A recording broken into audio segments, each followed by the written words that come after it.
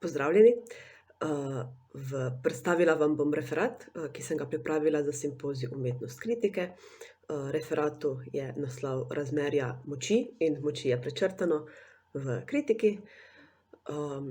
In v prispevku se bom osredotočila na razmerja med, kritiko, umetniškim delom in kulturno politiko. Izhajala pa bom iz Foucaultjevega eseja Kaj je kritika in Budnovega predavanja Umetnost in kritika v kuriranju preteklosti. Osredotočala pa se bom na področje uprizoritvenih umetnosti ter izhajala iz, lastne pozicije kritičarke in umetnice. Michel Foucault v svojem predavanju Kaj je kritika pove, da se kritika razvije iz kritične drže do sveta, da obstaja v odnosu do nečesa in da ne more biti avtonomna, da je kritika sredstvo za resnico. Ker kritika napada, je edino logično, da se dovoli biti napadena. Srž kritike je snop odnosov. Kritika je gibanje, s katerim se subjekt, torej kritik, podeli pravico, da resnico izprašuje glede njenih oblastnih učinkov in oblasti glede njenih diskurzov o resnici. Kritika je umetnost prostovoljne podrejenosti, premišljene nepokornosti. Boris Buden pa v svojem predavanju leta 2015 Umetnost kritika v kuriranju preteklosti, ki ga je gostila Trubarjeva hiša literature, opozori, da kritika in kriza izhajata iz istega korena, ter da sta že od nekdaj sopotnici. Kritika je bila namreč tista, ki je postavljala ločnice med posameznimi umetnostnimi obdobji. Ko so se avtorji konvencijam ali standardom, trendom nekega obdobja začeli upirati, je kritika prepoznala prehod in pojavnost novih obdobij ter jih normativizirala. Kritika danes pa je večinoma bolj podobna kulturni teoriji, izogiba se sodbi, navezuje se na teoretska dela iz preteklosti in umetnost bere v odnosu do njih. Je občutljiva na partikularnosti marginaliziranih identitet. Je kulturna teorija torej nova kritika in je v celoti zavzela njeno mesto, ali je trenutno samo močnejša? Ali kulturna teorija sploh lahko nasledi kritiko? Njuna funkcija in sama forma sta namreč popolnoma drugačni.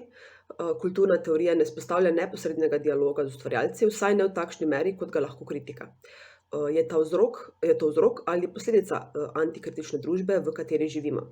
Buden v svojem predavanju kot eno izmed osrednjih premis izpostavi tezo, da pri umetnosti ne gre več za estetiko ali politiko, temveč za produkcijo. Poimenuje jo umetnost spomina, saj se kulturna politika konstantno vrača v zgodovino, tako po vsebini kot formi in slogu.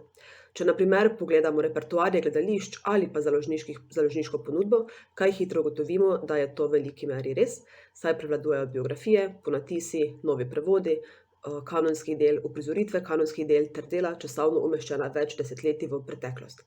Slogovno ali vsebinsko eksperimentalna ali pa vsaj manj opremenjena dela pa so v veliki manjšini. Ker je kritika vedno vezana na umetniško delo in produkcijske pogoje, pod katerimi nastaja, in seveda družbo, kar se manifestira potem tako pri kritiki kot pri umetniškem delu, bom kar prešla na prvo delo, na prvi odnos, ki ga bom obravnavala, in sicer razmerje kritika do umetniškega dela in seveda obratno. Kaj in kje se giblje kritika danes, ko ne izginja samo prostor zanjo, temveč tudi za razvoj umetnosti? Tako kot so slabi pogoji in nizki honorarji odmerjeni medijskemu in diskurzivnemu prostoru, so tudi avtorjem in izvajalcem umetniških del. So v kontekstu nastanka in produkcijski pogoji olajševalna okoliščina in če ja, koga kritika sploh ocenjuje? Umetniško delo, producenta ali kulturno politiko?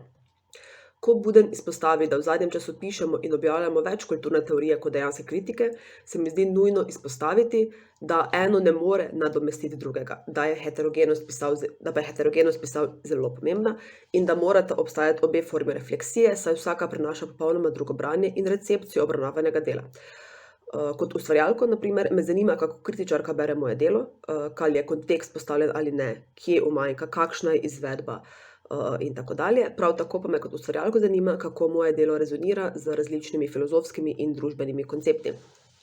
Gledališka kritika bi naj zaobjemala predstavitev konteksta, ki je predstava nastala, žanr in format, kakšni uprizoritveni postopki so bili uporabljeni, kratek opis vsebine, posamično analizo scenskih elementov in njihov spoj, torej sozvočje režije, dramaturgije, scenografije, glasbe, kostumografije itd.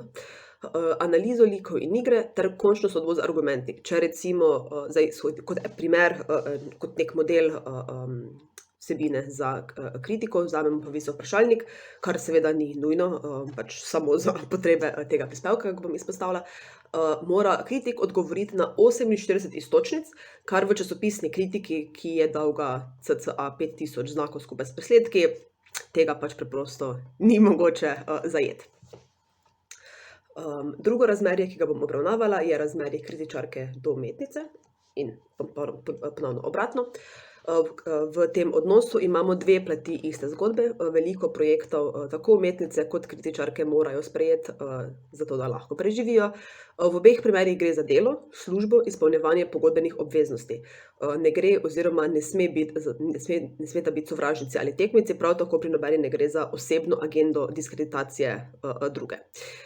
Prepričana sem, da tako kot si nobena ustvarjalka ne želi narediti slabega končnega izdelka, torej kritičarka slabe kritike in umetnica slabe predstave, si tudi nobena ne želi, da bi druga slabo oziroma negativno ocenila njuno delo. Torej, kritičarka si ne želi gledati slabe predstave in o njej pisati, in tako si tudi umetnica ne želi brati negativne kritike in slabo napisane kritike o svojem delu. Gre za prav nasprotno. S kritiko si kritičarka želi izpostaviti probleme, opozoriti na napake, da se jim lahko v prihodnje izognejo, seveda v predpostavki, da je ustvarjalna ekipa to dojemljiva. Prav tako pa tudi pohvaliti in izpostaviti presežke. Martin Hergut v prispevku Drhal in meje kritike zapiše, da je zaradi svoje strukturne podvrženosti kritika možna le, dokler kritika lahko odzvanja v prostoru, ter da bolj kot je kritika zunanja in izključena, bolj se zaostruje. V zadnjem času smo na primer priča najpogostejšim odzivom na negativne kritike, se gibljajo tam nekje okoli diskreditacije kritičark, negativne kritike se enači z osebnimi frustracijami nerealiziranih umetnic, ali pa se njihova kritičnost do umetniškega dela povezuje z manjkom kompetenc, strokovne podkovanosti in razumevanja umetnosti, kar je seveda kontraproduktivna retorika, ki vodi v ofenzivo ali pa v kapitulacijo. Bolj kot se neko kritičarko zaničuje, marginalizira in njeno delo jemlje kot manj vredno, bolj hoče kritičarka uveljaviti svoj prav in braniti svojo kredibilnost. V tem pa seveda postaja potem v retoriki tudi ona agresivnejša. Produktivno bi bilo, da bi se vzpostavila debata na nivoju recimo pomanjkljive argumentacije ali pa predstavitve stališč ustvarjalne ekipe, torej da bi se v bistvu vsebina postprodukcije kritike vrtela okoli predstave, ne pa okoli CV-ja kritičarke. Soočenje kritičarke in ustvarjalke je recimo izhodišče projekta Za isto mizo, ki nastaja v produkciji platforme Neodvisni in enkrat mesečno avtorice kritik na portalu Neodvisne in avtorice obravnavanih umetniških del skupaj posede in izpostavi dialog druge z drugo. Žal pa je to edina tovrstna praksa v Sloveniji, oziroma vsaj edina, da jo jaz poznam. Podobno je sicer razstavljen projekt Drugo mnenje, ampak pri slednjem kritičarke z avtoricami sodelujejo med razvijanjem samega dela in pripravi na izdajo, ne pa po objavljenem delu in po objavljeni kritiki. Vseeno pa gre za nek poskus sloge in sodelovanja kritičark in umetnic. Zadnje razmerje, ki ga bom obravnavala, je razmerje kritike in kulturne politike. Od današnje umetnosti se namreč pričakuje, da bo preizpraševala ustaljene vzorce in jih posodobila, s tem pa prinesla neko emancipacijo ali politične spremembe. Poraja se vprašanje, ali to možnost umetnost danes sploh ima. Če bi kritika imela veljavo, da sokurira kulturno politiko, bi se programske usmeritve večine gledališč že zdavnaj zamenjale. Verjetno bi bil tudi kakšna ustvarjalka, ki bi ostala brez projektov. Kritika ima pa še vedno dovolj veljave, da se z njo ustvarjalci še ukvarjajo, jo še berejo in se ob njo še obregnejo, ter da jo producenti objavijo na spletni strani skupaj z ostalimi intervjuji, napovedmi in služijo predvsem kot promocijski material. Seveda mi je popolnoma jasno, da je velika mera razlogov, zakaj je produkcija trenutno takšna, kot je. To so seveda finančni razlogi, so jasen odgovor na vprašanje, na primer, za stalno pojavljanje kanona na repertoarjih, kajti namreč po določenem obdobju dela so dostopna v javni uporabi in se za njih več ne plačuje avtorskih pravic, kar potem pomeni, da producentu ostane nek del budžeta, ki ga lahko usmeri drugam. Drugi razlog je pa verjetno tudi lažje prodajanje predstav za gostovanja, festivale in tudi abonmajsko publiko. ker je namreč večja verjetnost, da se bo kdorkoli odločil za nakup preverjenega teksta ali preverjene ustvarjalne ekipe, vsaj enega, če ne obojega, kot pa avtorskega projekta manj znane ustvarjalke. Zelo očitno je, recimo, da se umetnost podredila trgu in sistemu. V Sloveniji niti nima resnega pomočnika v tem boju. En del kuratorstva je torej prevzel trg oziroma politika, ki ne omogoča, da bi lahko umetnost živela vsaj manj obremenjeno od njega. Da bi predstave lahko nastajale dlje časa, da bi se ustvarjalci lahko posvetili enemu projektu in ne imeli razpršenega fokusa na več različnih zadev naenkrat. Nezanemarljivo dejstvo je namreč, da so produkcijski pogoji ključnega nastanka za dobro uprizoritev. Če pa so konteksti nastanka in produkcijski pogoji olajševalna okoliščina pri ocenjevanju predstave, potem pa ne samo, da kritika samo sebe izloči iz teoretske prakse in se umesti med solidarnostne geste, s tem tudi izniči možnost kontinuiranega večstranskega opozarjanja na nezadostne delovne pogoje na področju umetnosti. Ker kritika skozi presojanje o umetniškem delu namreč vedno presoja in podaja sodbo o kulturnih politikah in kritika tako presoja dela vseh, ustvarjalcev in vodstev institucij ter ministrstva.